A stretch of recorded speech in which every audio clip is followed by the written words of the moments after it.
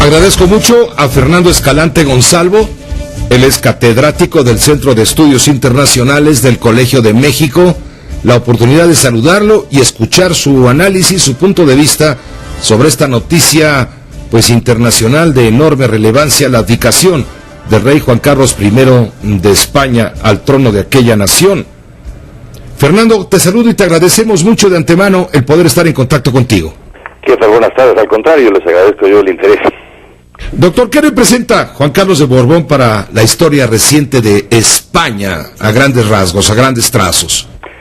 Bueno, fue quien marcó, orientó e impulsó la transición de la dictadura del general Franco a la democracia española. En términos prácticos, esa fue su función básica, y después fue una figura durante bastantes años, fue una figura de cohesión para la vida política española, un factor de continuidad y con un prestigio que se mantuvo relativamente alto hasta hace a lo mejor 4 o 6 años, en que comenzó a deteriorarse muy gravemente. Actualmente ya la imagen del rey Juan Carlos I era bastante mala y estaba bastante deteriorada, estaba afectando ya a la institución de la monarquía. Entonces, bueno, tuvo un lugar muy importante en la transición a la democracia y últimamente había comenzado a convertirse, por decirlo así, en un problema más que en una solución.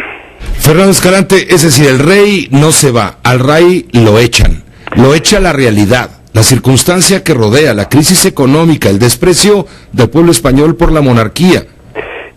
Sí, la imagen, la actitud de los españoles hacia la monarquía no está clara. Desde luego no hay un apego entusiasta y claramente mayoritario. Tampoco estoy seguro de que el sentimiento republicano en este momento lo sea. Lo que sí es claro es que hay un desapego hacia la institución monárquica y concretamente un descrédito del personaje de Juan Carlos I de Borbón, que lleva ya varios años y que desde luego hacían prácticamente imperativa la abdicación del rey. Todo el mundo la esperaba. Lo extraño es que no se haya producido antes, porque insisto, eran muchos años de un deterioro muy fuerte de la imagen del rey.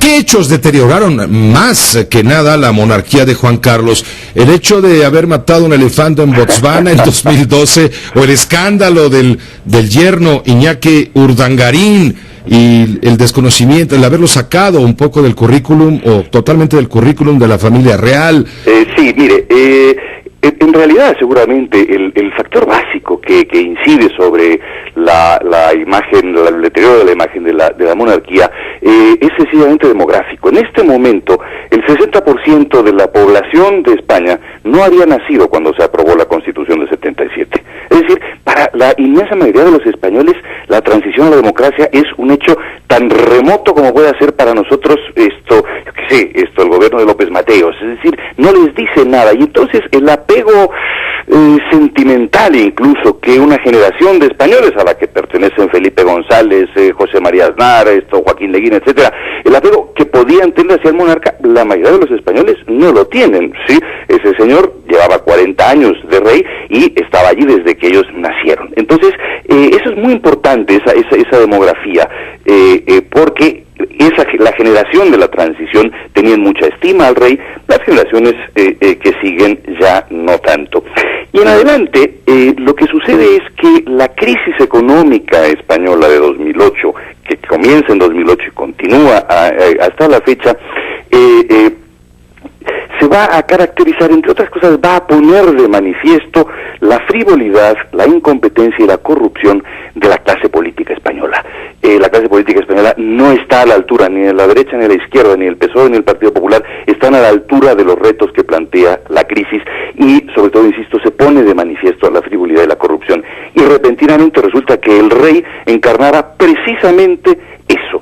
En medio del momento más grave, más dramático de la crisis, el rey está de vacaciones en Botsuana cazando elefantes. Pues tiene conocidos aferes extramatrimoniales, y a la vez su yerno y su hija están metidos en una trama de corrupción, evasión de impuestos, malversación de fondos públicos, de modo que el rey, esa figura representativa, viene a representar precisamente lo peor de la clase política española. Y hay eso hay que sumar, no es trivial que el año pasado, con la muerte de Adolfo Suárez, se pusiesen a circular varios libros que, sin información enteramente nueva, pero sí juntando piezas, viniesen a poner en duda la versión oficial de el papel del que jugó el rey en el intento de golpe de Estado del 23 de febrero de 1981, sugiriendo a veces de manera bastante fuerte alguna clase de complicidad del rey con los golpistas.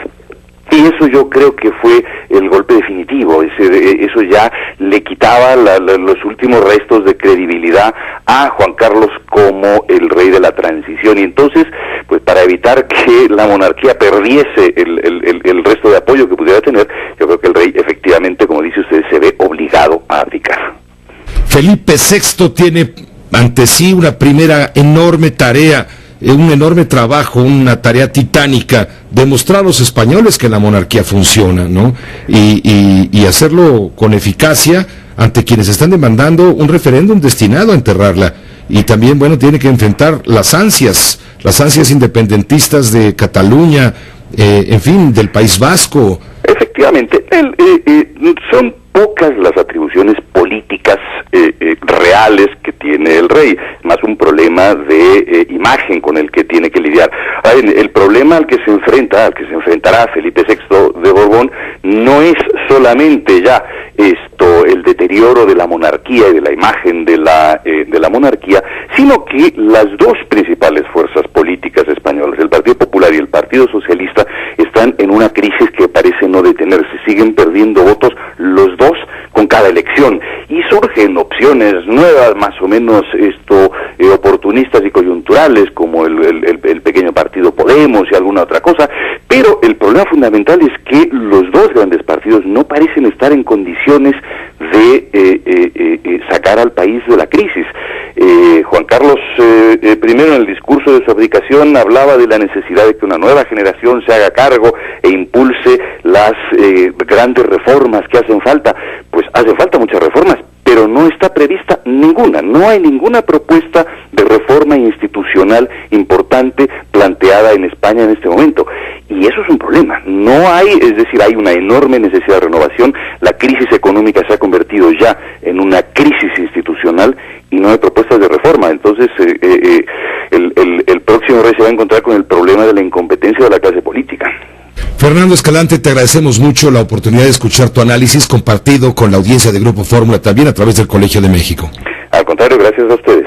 Igualmente, un saludo cordial. Es el catedrático Fernando Escalante Gonzalvo del Centro de Estudios Internacionales del Colegio de México.